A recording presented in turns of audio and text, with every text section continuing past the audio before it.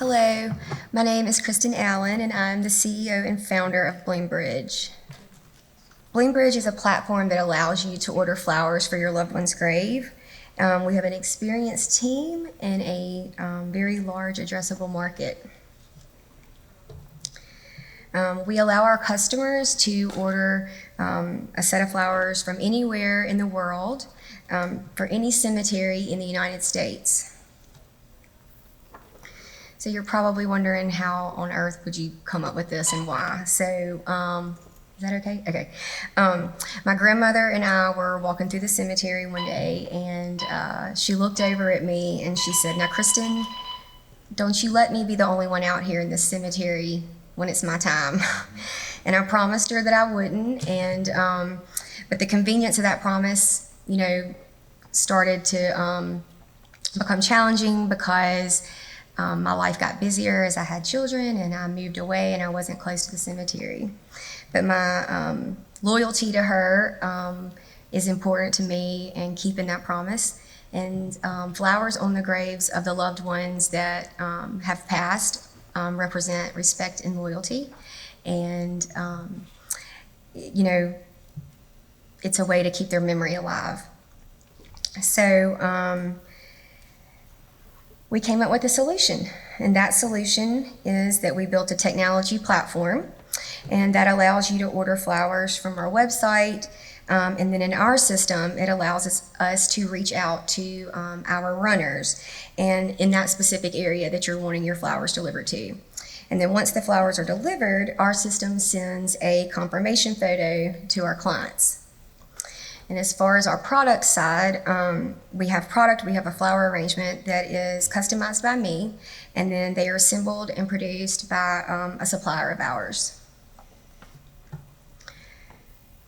So remember the confirmation photo that I mentioned earlier. It also allows us to catch the GPS locations and the coordinates of that grave, and it allows us to accumulate a large database of grave locations.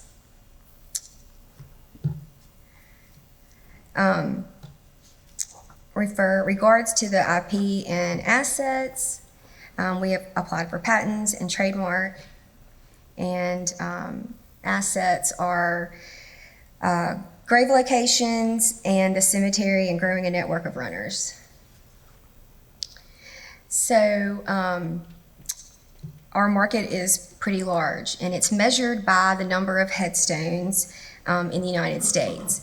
And unfortunately, that data is not available. But with the research that we have done, we found through a website called Find a Grave that they have over 450,000 cemeteries recorded. And there are more that are not recorded. And they have 215 million memorials. Now, all memorials represent a headstone, but not all headstones have a memorial. So we took that 215 million memorials, let me go back, sorry, and we multiplied that by one arrangement ordered, and that yields a greater than $15 billion market. So now that we understand who our market is, we built a website, we launched our service, mostly focused on brand awareness and market education. There's visual presence, social media, and search engine marketing, because it is a new concept to the industry. Super Bowl ad 2026 is coming. Dream big, right? So a part of our strategy is strategic partnership. And we have partnered with Ancestry.com through findagrave.com. And we are building a co-branded service offering for their clientele. And we're also working with an affiliation program with funeral homes. So our direct competition there really is not one. When you search for this type of service online, 3 companies were listed. And those 3 companies are Cemetery Flowers, Heaven's Made, and other local florists. Well, other local florists do not deliver directly to the grave. Cemetery Flowers is limited to Dignity Memorial cemeteries only, and Heaven's Made is actually no longer in service, and they really mainly focused on grave cleaning.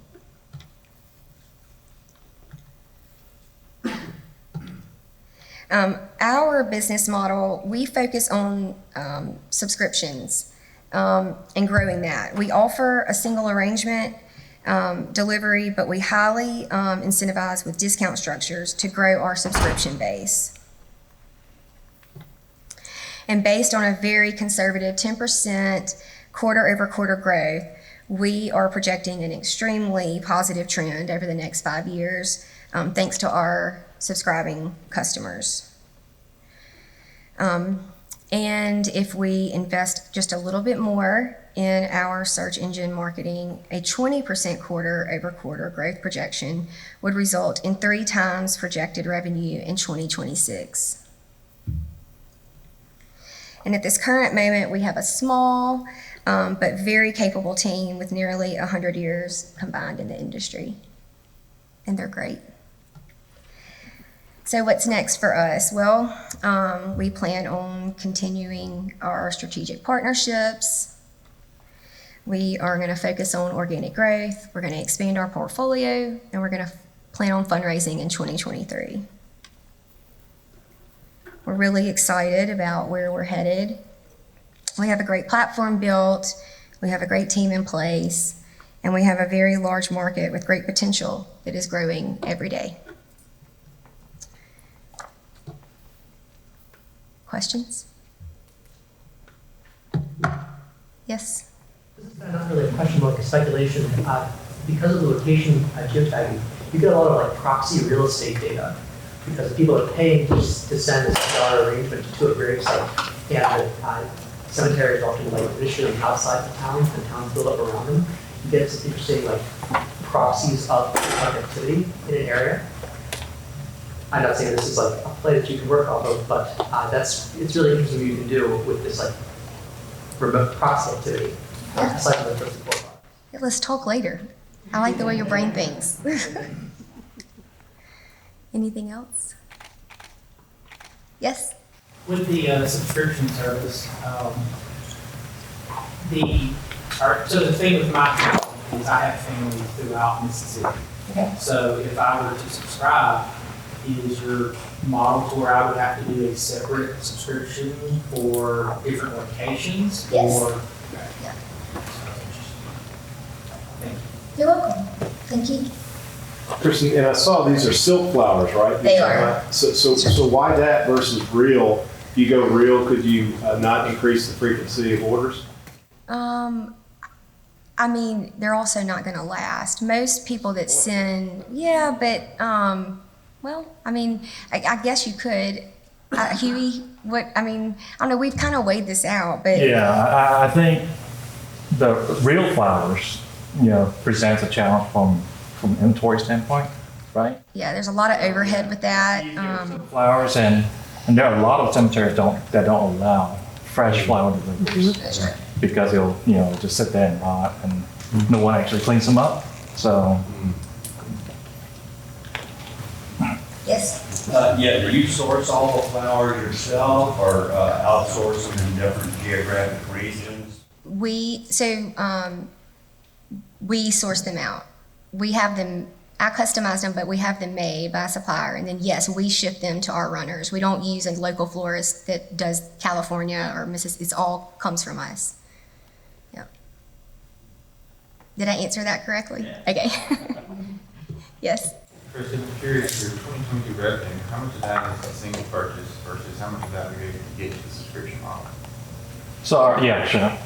So the single purchase, the 2022 numbers is roughly 50%, and the other 50%, maybe more than 50%, roughly 55% is our subscription. Yeah, and we're trying to push more of our customers to go to subscription based. Yeah, I was curious. Yeah, that's where it kind of builds up over time. Okay. Yes. Did I ever receive a photo of the flowers? Oh, yeah. So let me explain that. When our runner takes the arrangement to the cemetery and places it, they all get a photo. So we send a confirmation photo to all of our clients through email, sometimes via text, and it's awesome. Like, it really is the highlight of, I would say, BloomBridge. Everybody looks forward to it. It's great. But yeah, so every one of, I'm sorry I didn't mention that in the slides. Yes, we do. Every arrangement gets sent to the client. Yes, Emily? Oh, okay. I was wondering who's buying this, like demographic wise, like female, male, are you seeing a big Both. population? Yeah. Age group?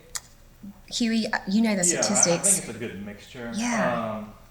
We get probably a higher percentage from an older audience and more mature audience. And usually, I mean, these are customers of ours who couldn't find a service like this, and when they find us, when they found us, they're really, really happy. And a lot of them are actually in tears when they find us. And this is not just within the United States as well, because we get orders from Australia, from Ireland, from UK. Yeah. Yeah, from France. Yeah. Thank you all.